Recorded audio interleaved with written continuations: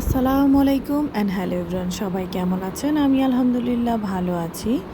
তো অনেক দিন হয়ে গেল, ভাবলাম ব্লগ শেয়ার করি না আপনাদের সাথে, ডেইলি ব্লগগুলো। তো আজকে ভাবলাম আপনাদের সাথে একটা কুকিং ব্লগ শেয়ার করি।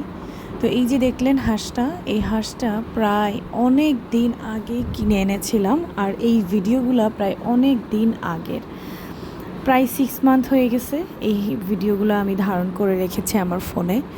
তো ভাবলাম এতদিন হয়ে গেল আপনাদের সাথে একটু শেয়ার করি। ওই যে দেখালাম একটু আগে হাঁসটা, ওই হাঁসটাই এই হাঁসটা। বলুন তো ওই হাঁসটার নাম কি?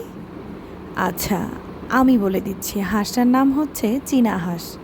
তো কার দেশে কী নামে পরিচিত আমি জানি না, তবে আমরা এটা চীনা হাঁস নামেই চিনি।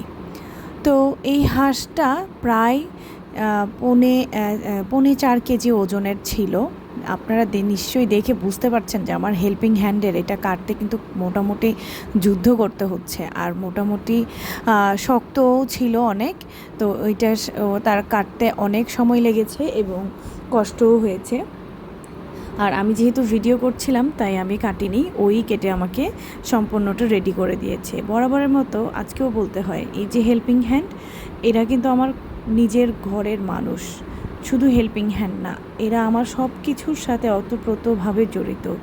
এরা না থাকলে আসলেই আমার দিনটা এত ভালো যেত না, আমি এত কিছু একসাথে মেনটেন করতে পারতাম না। এরা আছে দেখেই আমি এত কিছু এত সুন্দরভাবে মেনটেন করতে পারছি এখনও, আলহামদুলিল্লাহ। তো আমি আল্লাহর কাছে শুকরিয়া যে আমাকে এত ভালো ভালো দুইটা হেল্পিং হ্যান্ড আমি পাওয়ার জন্য। তো সবাই আসলে হেল্পিং হ্যান্ড পায় না, অনেকেই খুঁজে, অনেকেই পায় না, বাট আমি পেয়েছি, এই জন্য আল্লাহর কাছে শুকরিয়া। তো ও কিন্তু কথার মাঝে আমি আপনার সাথে কথা বলতে বলতে ও কিন্তু হাঁসটা পুরোটাই কেটে ফেলতেছে, জাস্ট আমি সাইজগুলো দেখিয়ে দিচ্ছি ওকে। আর আজকে আপনাদের সাথে একটা কথা শেয়ার করতে চাই। অনেক সুন্দর দেখতে মানুষের ভিতরটাও যে সুন্দর হবে তা কিন্তু না। যেমন ধরেন, এই যে হাঁসের পেটের মধ্যে কত ময়লা, কিন্তু ঘাসের উপরটা কত সুন্দর। তো যাই হোক, আর কিছু মানুষের কিন্তু অভ্যাস থেকেই যায় মানুষের আড়ালে কথা বলার।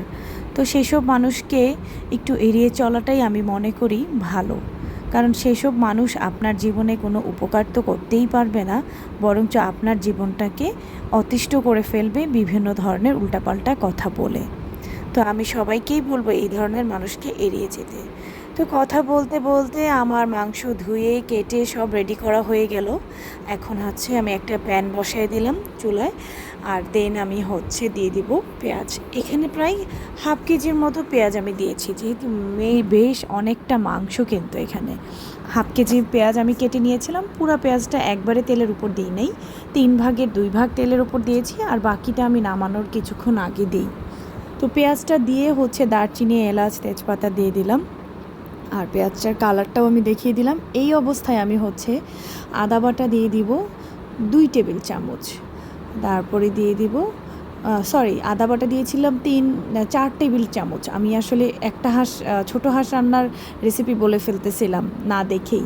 তো 4 টেবিল চামচ আদা বাটা, 2 টেবিল চামচ রসুন বাটা, জিরা গুঁড়া 2 টেবিল চামচ, ধনিয়া গুঁড়া 4 টেবিল চামচ দিব। দেন দিব হলুদ মরিচ গুঁড়া দিয়ে দিব। হলুদ গুঁড়া প্রায় 2-3 চামচ দিয়েছি, আর মরিচটা আপনারা যে যেমন ঝাল খান সেরকম দিয়ে দিবেন। আর এই যে 3 চামচই দিয়েছিলাম আমি। দেন পরিমাণ মতো লবণ দিয়ে দিলাম। মরিচটার কথা আমি কেন বললাম না, আমরা একটু ঝাল বেশি খাই, তাই মরিচটার কথা আমি উল্লেখ করলাম না। তো এখন মশলাটা খুব ভালো করে কষিয়ে নিব একটু পানি দিয়ে। যখন উপরে তেলটা ভেসে আসবে ঠিক ওই মুহূর্তেই মাংসটা দিয়ে দিব। আর এই পর্যায়ে দেখেন তো মাংসটা কে নেড়ে দিচ্ছে আমাকে, বলতে পারেন কি? বুঝতে পারলে অবশ্যই কমেন্ট করে আমাকে জানাবেন। আর যারা আমার ফুল ভিডিওগুলো দেখেন তারা তো অবশ্যই বুঝতে পারছেন হাত দুইটা কার। এখন কিন্তু আর আমি মাংস নাড়ছি না, মাংস নাড়ছে অন্য আরেকজন, এখন শুধু আমি ভিডিও করছি। যাই হোক, আলহামদুলিল্লাহ সব কিছুর জন্য আমি বারবারই আল্লাহর কাছে শুকরিয়া করি। তো এখন এই পর্যায়ে মাংসটা খুব সুন্দর করে নেড়ে চেড়ে মশলার সাথে মিশিয়ে একাকার করে ঢেকে দিব 10 মিনিটের জন্য। 10 মিনিট পরে যখন ঢাকনাটা উঠালাম, ঠিক এই পরিমাণ পানি বের হয়ে আসছে, ওই মুহূর্তে আমি একটা কালো এলাচ আর একটা স্টার মশলা দিয়ে দিব। দিয়ে আমি খুব ভালো করে কষিয়ে নেব। হাঁসের মাংসে নাকি একটা গন্ধ থাকে, বাট আমি হাঁসের মাংস রান্না করলে কোনো গন্ধই লাগে না, বরঞ্চ পুরা পাতিল খালি হয়ে যায় আলহামদুলিল্লাহ। কারণ হচ্ছে আমি খুব বেশি কষাই হাঁসের মাংসটা, সব মাংসই কষাই, হাঁসের মাংসটা এত পরিমাণ কষাই, কষানোর মধ্যেই আমার মাংসটা সেদ্ধ হয়ে যায়। তো এই পর্যায়ে আমি অ্যাড করে দিব আমার তেলে রাখা স্পেশাল গরম মশলার গুঁড়া, 1 চা চামচের মতো দিব প্রথমে।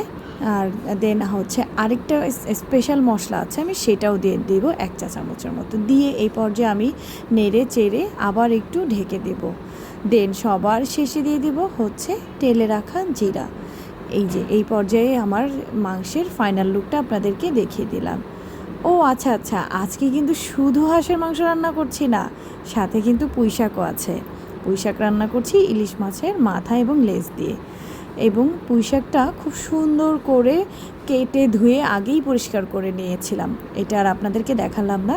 পেঁয়াজ লাল করে নিয়ে, পেঁয়াজ রসুন তেলের উপর লাল করে নিয়ে রসুন বাটা আর পেঁয়াজ বাটা দিয়ে দিলাম, হলুদ মরিচ জিরা ধনিয়া দিয়ে দিলাম। আমরা কিন্তু আবার শাকে আদা বাটা খাই না, আপনারা কে কীভাবে খান আমাকে অবশ্যই কমেন্ট করে জানাবেন। তো মাছটা খুব ভালোভাবে কষিয়ে নিব, এবং মাছ কষানোর সাথে সাথেই আমি হচ্ছে পুঁইশাকের ডাঁটাগুলো একটু কষিয়ে নেব, কারণ পুঁইশাকের ডাঁটাগুলো সেদ্ধ হতে একটু সময় লাগে। হালকা একটু কষিয়ে দেন আমি পুঁইশাকের পাতাগুলো দিয়ে দেব। পুঁইশাকের পাতা দেওয়ার পরে মনে হলো কি শাকটা চোখের পলকেই মনে হলো সেদ্ধ হয়ে গেল এবং রান্না হয়ে গেল। 5 মিনিটও লাগে না আমার এই শাকটা সেদ্ধ হতে। এই যে ঢাকনাটা উঠানোর সাথে সাথেই দেখি কি পুঁইশাক কমে এই অবস্থা। তো আমি আজকে কোনো পানিও অ্যাড করিনি, জাস্ট নামিয়ে নিলাম, চলে আসলাম প্রকৃতির কাছে। কথা বলতে বলতে আপনাদের সাথে একটা জিনিস শেয়ার করতে চাচ্ছি, যে আমাদের সবার উচিত একটু নিজেকে সংযত করা, নিজের মুখটাকে সংযত করা উচিত। এমন কিছু বলা উচিত না যা একটা মানুষের মনে অনেক কষ্ট পাবে। যেই মানুষটা আপনাকে অনেক ভালোবাসে তাকে ভালো না বাসতে পারলেও ঘৃণা করেন না। যাই হোক, এখানেই আমি আমার ব্লগটা শেষ করছি রান্নাবান্নার। আপনাদের কেমন লাগলো আমার এই ব্লগটা অবশ্যই আমাকে একটু কমেন্ট করে জানাবেন, আর আমার সাথেই থাকবেন। ইনশাল্লাহ আমি আমার পেজে আবার রেগুলার হব। ভালো থাকবেন সবাই।